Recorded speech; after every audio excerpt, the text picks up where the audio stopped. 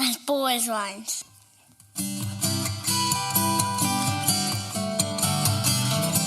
As bold as lions. As bold as lions. As bold as lions.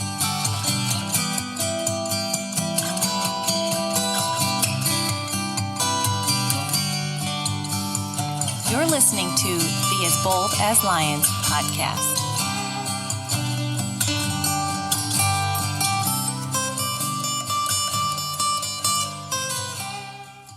Welcome to the As Bold as Lions podcast. My name is Derek, and it is good to be back with you once again. We are here on episode number 186. And just a side note, sometime over this summer, we kind of achieved a milestone of episode downloads, and that's been over the past 3-4 years of this podcast life, its existence. But we just passed 10,000 downloads this summer, which was just a really cool milestone to see that happen. All for God's glory.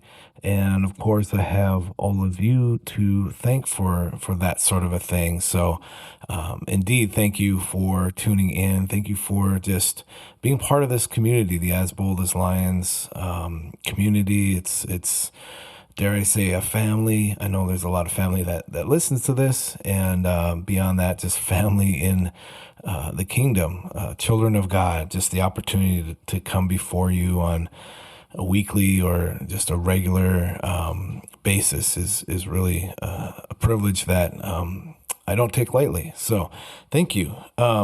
It is September as this posts, and fall is officially underway. At least by my book, it is. When we look at the month of September, I'm not waiting until that official first day of fall. I'm just like, it's September, it's fall, we're here.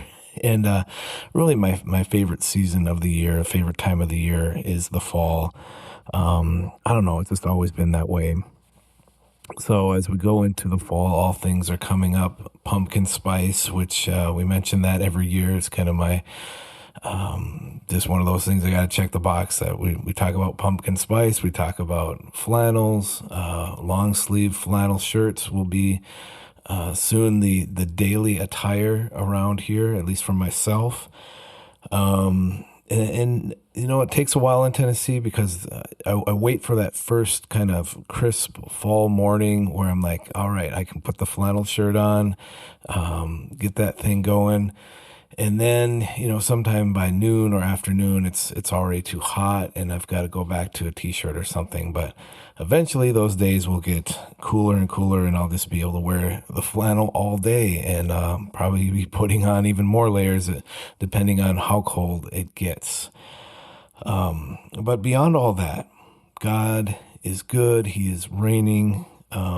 He's reigning on his throne. And we are the beneficiaries of his goodness. We are the beneficiaries of his kindness. And that's nothing to take lightly. That's an awesome thing to realize that the Lord is with us and that he goes before us, even into the uncertainty that we may be facing in life. So I just want to pause there real quick and just ask, how are you doing? Obviously, I can't, hear from you right now. I'm recording this, but just to have an open line to say, hey, it's not just a one-way thing where I'm talking and I'm not receiving back. I would love to hear from you. If you're listening to this, I usually end the podcast by saying, hey, you got prayer requests, you got anything, reach out to me. Love to hear from you. But I want to do that right at the start today. And chances are you're on an app, you're on Spotify or Apple or something like that, and there's a little spot there somewhere that says something to the effect of send us a text. And if that's something you wanted to do, I'll read it. I'll see it. I think it goes right to the app that hosts all these podcasts, the platform that does that. So I will see it and I'll be able to respond to you, kind of like a texting, messaging thing back and forth. Or otherwise, you can go to info@derekcharlesjohnson.com. That's the email address that I put out there, and people send me stuff from time to time. It's interesting because a lot of times it's just random. I don't know how this person found me. I don't know a connection from anywhere. They're just in the U.S. or they're around the world. The people in Africa, people in Europe, anywhere, Australia. And so somehow you find this. And I know that's this kind of mystery of putting out content that a podcast like this, it goes all over the world. And sometimes people are looking for Christian things, faith-based things to listen to. And there's a lot of bigger names than this out there. But for some reason, people find this and something just makes them curious and they want to listen. And so we go from there. But I just want to put that out there and just say, how are you doing? How can I pray for you? What's going on in your life? I hope you're well. And when I record and when I put things together, I want you to know that this is being prayed for. This is being that would be received. And even you listening to this right now is an answer to prayer. You are an answer to prayer right now, listening to this. And I hope that you know that. And so God, I trust, is going to use this for his glory, for whatever purposes he wants.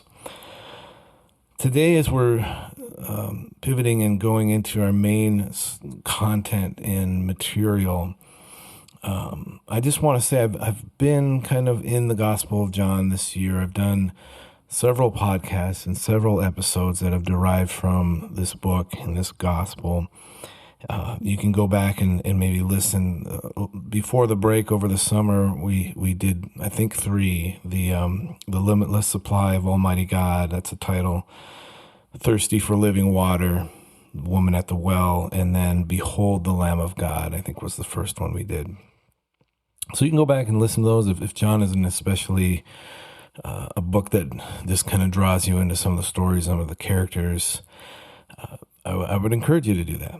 Maybe you'll find something else there. If this blesses you today and you haven't gone back to those other ones, then give them a listen. But John is the source material once again, and you'll notice the title called this Somewhere in the Middle of Belief and Unbelief. And you're probably thinking, like, how does that tie into the book of John? How is that related to this gospel? And I'm going to read John 7, verses 40 through 52. That's our main text. I'll read that in a couple minutes here. But this is a moment in Jesus' ministry where things are building, and there's really some opposition that's starting to turn against him. And there's starting to be this unbelief and even hatred that's gathering towards Jesus and his ministry, what's going on, what especially the Pharisees are kind of scared of with him. But within that ministry, there are genuinely people that are kind of all in. They're team Jesus, at least at this time.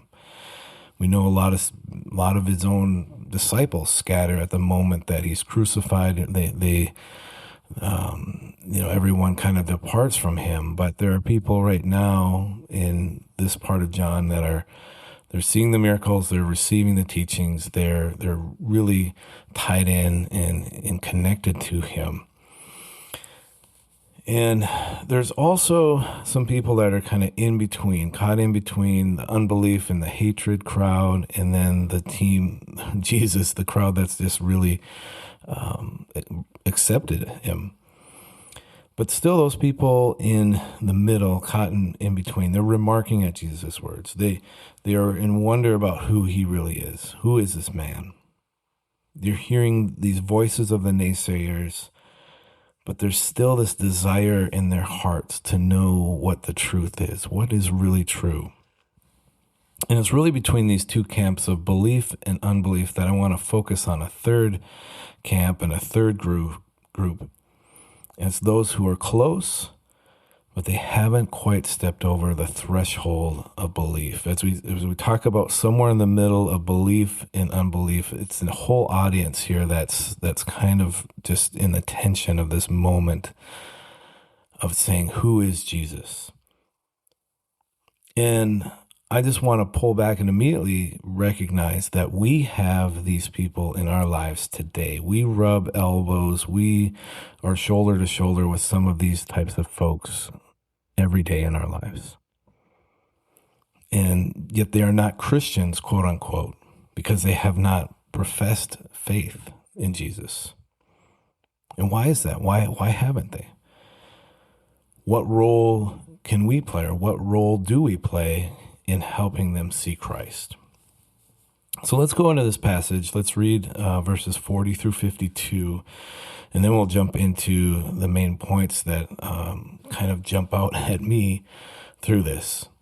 Picking it up in verse 40, and I'm in the ESV, the English Standard Version. When they heard these words, some of the people said, "This really is the prophet." Others said, "This is the Christ." But some said, "Is the Christ to come from Galilee? Has not the scripture said that the Christ comes from the offspring of David and comes from Bethlehem, the village where David was?" So there was a division among the people over him. Some of them wanted to arrest him, but no one laid hands on him. The officers then came to the chief priests and Pharisees, who said to them, "Why did you not bring him in? Why did you not bring him?" The officers answered, "No one ever spoke like this man." The Pharisees answered them, "Have you also been deceived? Have any of the authorities or the Pharisees believed in him? But this crowd that does not know the law is accursed." Verse 50, Nicodemus, who had gone to him before and who was one of them, said to them, "Does our law judge a man without first giving him a hearing and learning what he does?" They replied, "Are you from Galilee too? Search and see that no prophet arises from Galilee." All right, well, there's a lot that we can process there, a lot to unpack. And there's more study that you can do beyond this of what you hear today from this on this podcast. But there's sort of some context that we need to set up, and I'll kind of go along as we do. But the first point I have is that Jesus's own words here are compelling. Jesus's words are compelling. So as we look at this scene, what this passage comes down to is this. The Jews have had a belief that the Messiah would come from a certain place and fulfill certain biblical prophecies. He's come to fulfill all of these things. They've got the boxes that they're looking to check as far as who the Messiah is. And it's not wrong to say, the Messiah has to be from this line or whatever. Those things aren't wrong, and we see that Jesus upholds all these things. They're just getting some things wrong. They are looking at the biblical record, but they have this box of like, okay, this is where he has to do all these things. And there's many here that are drawn to Jesus. They're saying stuff like, he sounds like the prophet. He is the Christ. They're just really like they're professing him as this. They're convinced, and they've heard and they've seen enough, and they are like, this is the guy. This is the Messiah. But we have these priests and these Pharisees that are antagonistic. The ones that should be all in on Team Jesus, the ones that should be like taking the lead and the charge and saying, all right, this is who we need to follow. This is God incarnate, all these things. They're the ones trying to convince people, no, he's not the guy. He's not who you think he is. And they're like, he's from Galilee, and that doesn't line up. They're like, he doesn't come from the line of David. He's not born in Bethlehem, which is all untrue. If they maybe had done more research, or they had even questioned Jesus, they would come to know the answers about him. Like he's from the line of David. He was born in Bethlehem. He meets all those requirements you're looking for. But they're getting the facts wrong, and they are then taking that and running with it without anybody else coming in and telling them. And I think there's a lot of fear of the power that these people have rather than saying anything that's not lockstep with what they want. Still, Jesus' words are reaching hearts. In verse 40, it says, when they heard these words. Well, we have to jump back a little bit. What did they hear? What was it that was just so, what gripped them? Well, we go to the account of Jesus in John 7. The rest of the chapter before this, the Feast of Booths. And on the last day of this feast, verses 37 through 39, Jesus states, if anyone thirsts, let him come to me and drink. Whoever believes in me, out of his heart will flow rivers of living water. Jesus offers living water, and the Spirit will come and fill whoever believes in him. See, Jesus is not mincing words. Throughout the book of John, he's clear. He's making true and clear truth claims about himself. Clear truth claims about himself. Many are either, by these words, many are receiving him or they are not. But this middle camp is clearly affected still by the words. They're saying, no one ever spoke like this man, in verse 46. So Jesus' words are compelling. And for those who are undecided about him, his own words are often what brings them to that place of belief. Think of people that we're praying for and we're trying to evangelize. And a lot of times people will open a Bible, start reading one of the Gospels, like a book of John or Matthew, Mark, whatever.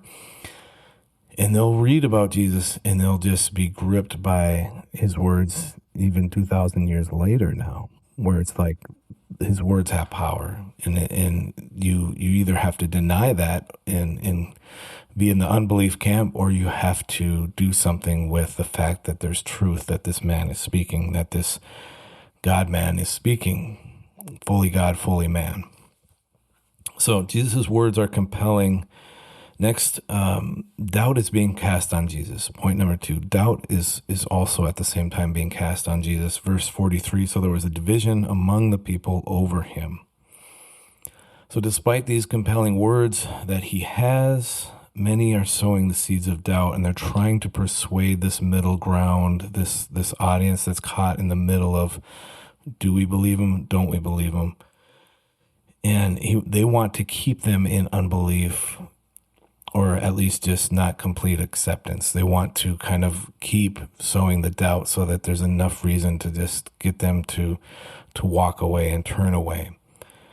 And when I think about our world today, we see this, don't we? Those people that you rub elbows with, the ones who don't profess Christ, but perhaps they've considered him before, or they've at least kind of had exposure. Maybe you've been somebody to show them that. What is it that truly then keeps them from believing or asking more or wanting to take that next step towards faith in Christ? Well, sometimes it's a family member or an unbelieving spouse, somebody who just says to them, "You don't want to believe all that Jesus stuff, do you? You're not getting serious about that. You're not going to go to that church, are you?" People that around them that are in their life that tell them, "Don't check that out. Don't do that." Or it could be just a fear of what it's going to cost them. Well, if I follow Jesus, if I become a Christian, I'm going to have to lay aside the life that I wanted to live. I'm going to have to, all these things it's going to cost me. And I don't know if I'm willing to really give that up in order to do that. Maybe it's an unanswered prayer or need. They don't believe in Jesus, but they've prayed to God over something. They've just kind of cried out and said, maybe in desperation, they've said, Lord, I need this healing. Heal my son, heal my daughter. God, fix this situation. I've got a need that I need you to provide here. And maybe the answer never came back. Maybe the answer seemingly was no. But they then go from that saying, why should I believe in this Jesus? I've called out to him before. I've put myself out there and nothing seemed to happen. So why should I then believe? But they're still caught in this middle ground because they haven't outright rejected him. They just haven't crossed over that line, that threshold of saying, I need you, Jesus, come into my life. So there is doubt being cast here on Jesus. And it's the same way that the enemy operates now. Well, the enemy whispers, he's not truly the Messiah. His story doesn't line up, even though it does. He whispers, you don't really understand the word. You need to study it more. If you really knew the Bible, if you read the Old Testament, you'd realize he's not the one. The Pharisees are right here. And these doubts are placed by the experts, the religious people, the ones in power. And we have people like that today. The enemy still uses the powerful, still uses the quote-unquote experts to cast doubt about things. How many times over recent years have we heard just the phrase, trust the experts, or going further, trust the science.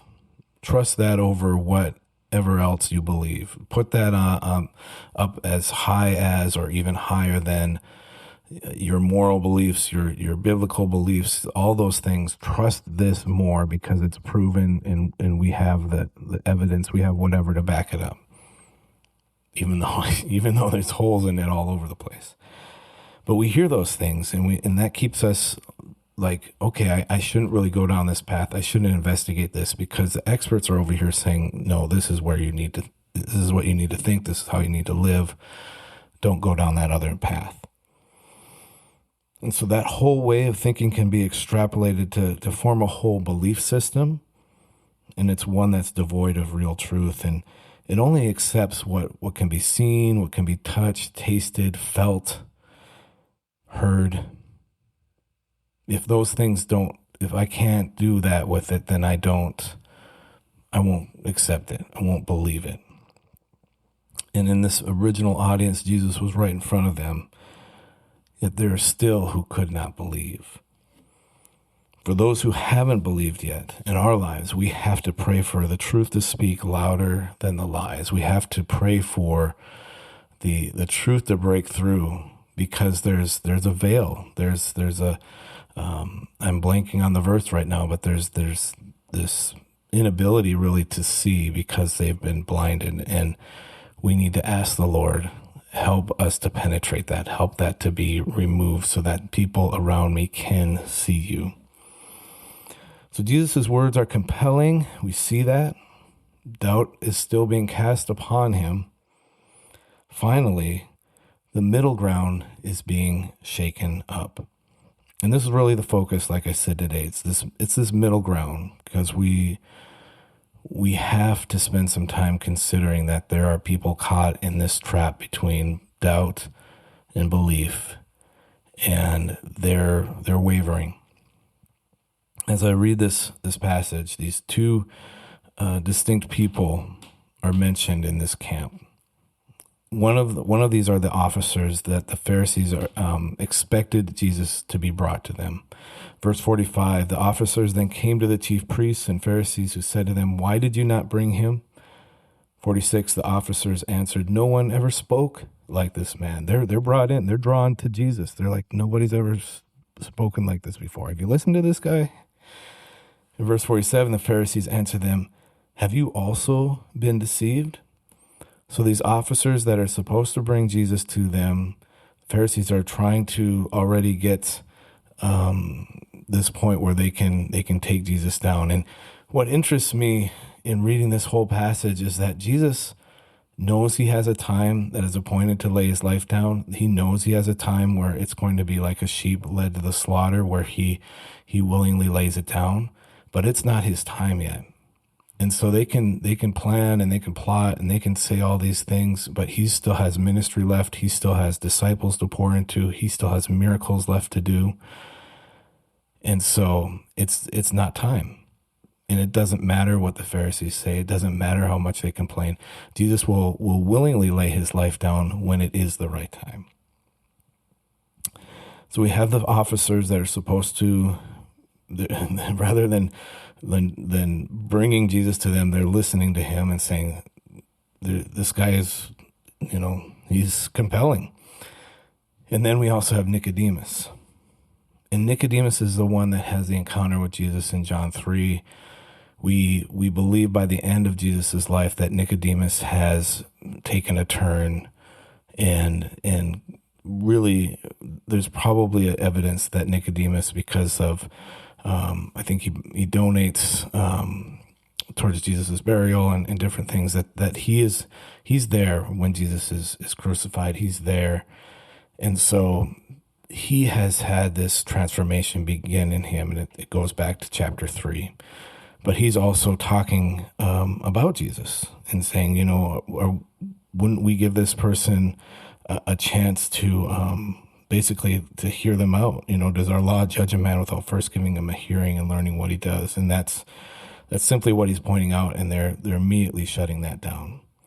So we have the officers and we have Nicodemus, and they're trying to weigh what they're hearing, what they're seeing, and that's against the Pharisees, who, again, they're just trying to remove the opposition here, remove these thoughts of, well, what if he's the Messiah?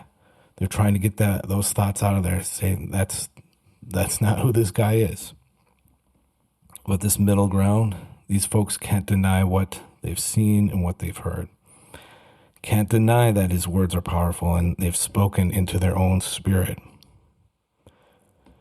And what is happening to this middle ground in John 7 is like the scales of a balance. I kind of liken it to that, where over time you keep putting truth on the one side, and it's going to tip those scales. That thing is going to tip that way eventually, because you just can't keep ignoring the fact that all of this weight of who this person is, the words he is saying, the fulfillment of prophecies, the miraculous things, it's all tipping in the favor of this being this person, this Messiah. And people are getting ready to accept Jesus. It's getting too obvious to ignore, too powerful and too compelling to simply turn a blind eye, or worse yet, to just kill him off entirely, like the Pharisees want to do, to just snuff this out. And again, I just feel like there's a parallel to the climate that we have today. And I was doing some research, actually looking at the Barna group, which does research for their whole thing, which is about studies and polls, and a lot about just church and data and all of that. And current data shows that there is a resurgence of faith, especially within our younger generations. There's a Barna Group article from April 7th, 2025. You can look this up. It says, new research, belief in Jesus rises, fueled by younger adults. It says, among the biggest drivers of the Jesus resurgence are younger generations, particularly Gen Z and millennials. This is a significant change from previous Barna tracking, which showed elders and boomers as more committed Christians than younger generations. Now get this. Since the pandemic, however, millennials and Gen Z have shown significant increases in commitment to Jesus, while boomers and Gen X, especially women in these older cohorts, have remained mostly flat in their commitment levels to Jesus. The middle ground today, you guys, and moving to commitment is our millennials and our Gen Zers. And I'm here to say to my Gen X generation and those boomers that are before me, we've either got to lead or we've got to get out of the way, because they're coming. They're hungry. They're looking for answers. And much of what the older, quote unquote, experts are saying has not rung true. It's empty. It's false. And I can't help but see the parallels to John 7 and realize that the crowds were hungry. They're hungry for truth. And the only thing that was trying to hold them back were the so-called experts, especially church experts and some of the theologians who had all the power, and they had only one thing in mind. How do we keep our control? How do we keep holding on to our power, our influence? And I'm struck by the fact that it's all coming down. It's not going to last. So guys, as we end this episode, I want to close with a verse from Revelation. It's a famous verse that ties into all of this that you know. It's Revelation 3:16. So because you are lukewarm and neither hot nor cold, I will spit you out of my mouth. The one thing we can't do in this discussion is remain in the middle of belief and unbelief. That's the one place that even if we find ourselves there, someone we know is there, that is not where they will end up. And they're going to spend eternity either with Jesus or apart from him. There's not three camps. There's only two in the end. And many people are realizing this and they're turning to Christ.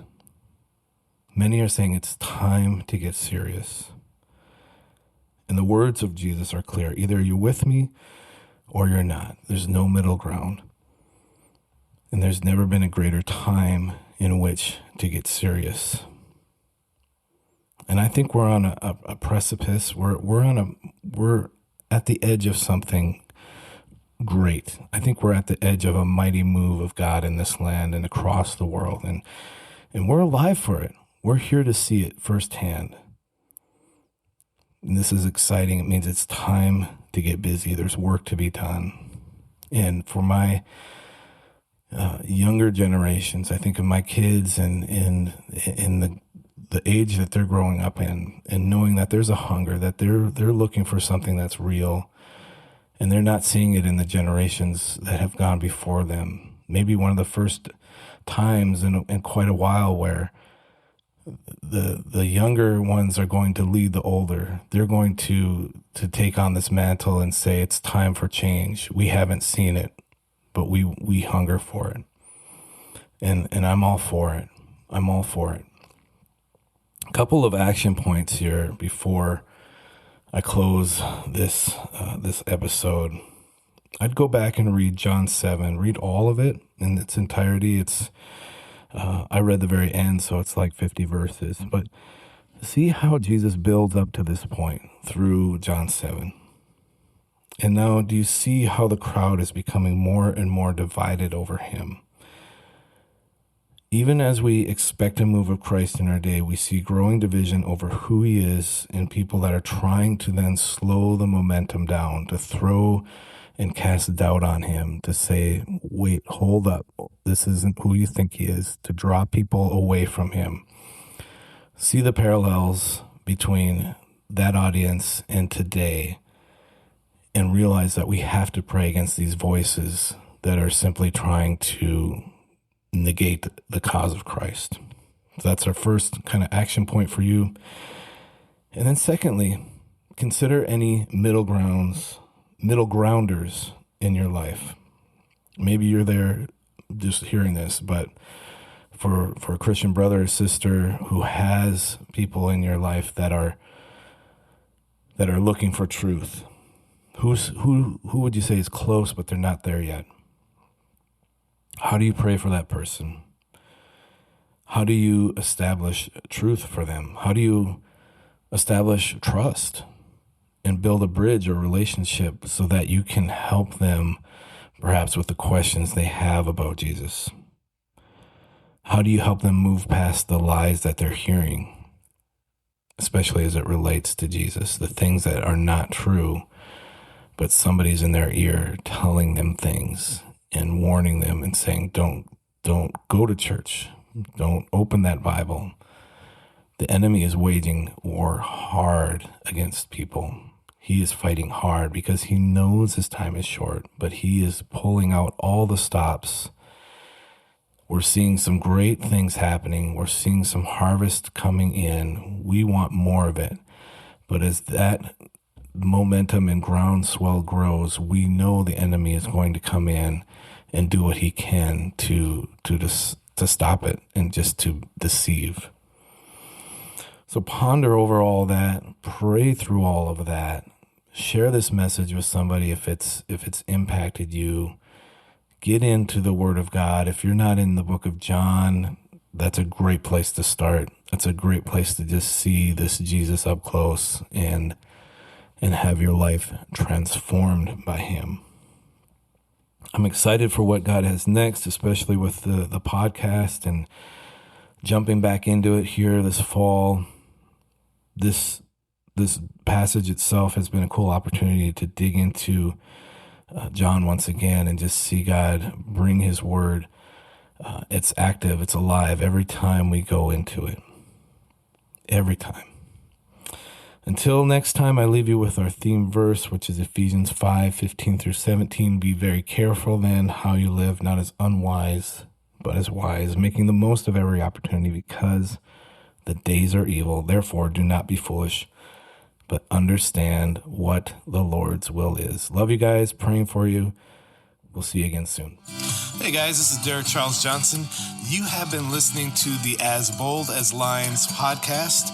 I am a blogger, a songwriter, an artist, and if you've been encouraged by this podcast, please go ahead and subscribe and share, and head over to DerekCharlesJohnson.com for more encouraging content. God bless.